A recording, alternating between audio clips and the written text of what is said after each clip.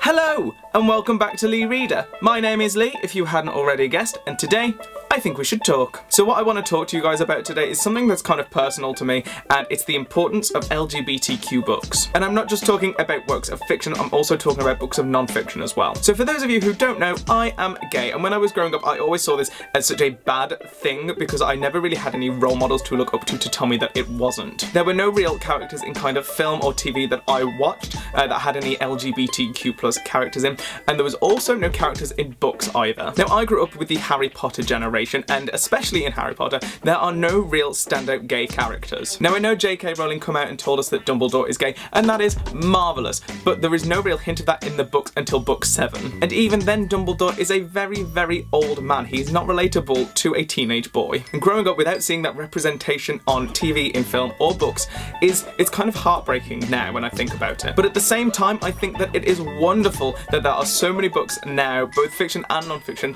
that are LGBTQ friendly and star many LGBTQ plus characters. One of the books I read recently was Simon vs. the Homo Sapiens Agenda by Becky Albertalli. Now I absolutely fell in love with this book, and I wish this book was around when I was a teenager because I related with the main character Simon so much. Simon is in high school, he is gay, no one knows, he's kind of dealing it within himself. He's kind of not popular, but he's not overly nerdy, he's just kind of in the middle ground, and it's just his struggle that he has to deal with. He openly states that he doesn't consider himself to be very attractive as a person, and he just is confused. He wants to know what's going on in his head, and he feels like he has no one to talk to. I come to the realization after reading this book that I am Simon. Teenage me was that weird kind of nerdy kid. I didn't really fit in anywhere. I had a very close-knit group of friends, but I wasn't very popular, and I was dealing with the fact that I was gay, and I knew it, but I was so afraid to come out and tell the world that I just flat out deny it. I just wasn't accepting it at all. Had I read this book when I was a teenager, that journey for me would have been so much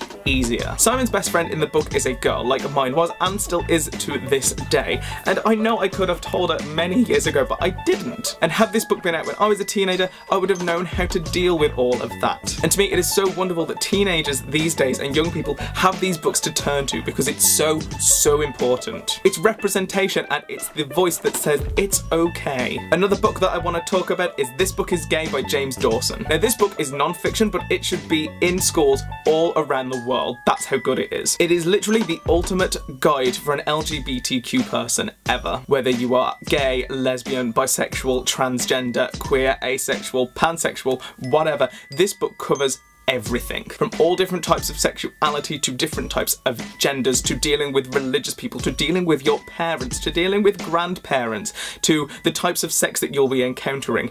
Everything is covered in this book, and it's done in such a non-patronising way. It is truly wonderful. Again, had this book been in schools when I was growing up, I would have been able to deal with the fact that I was gay, and I wouldn't have been so afraid. If you're watching this and you are part of the LGBTQ community, or you are a supporter, go and check this book out. It explains so much. I'm so happy that these type of books now exist in our world, because young people and teenagers who are dealing with the crap that I had to deal with have got resources to go to tell them that it is okay. And this is the reason why LGBTQ plus books are so important, because sometimes you just need someone to tell you that it will be okay. I'd love to hear your thoughts on this topic, and please feel free to recommend any LGBTQ plus fiction, non-fiction. If you think it's a great read, please leave them down below because I really want to read more. Or if you have any advice for anyone watching this video, again, leave it in the comments below. That's it for today's video. I hope you guys are well, and I'll see you on Thursday with a brand new video.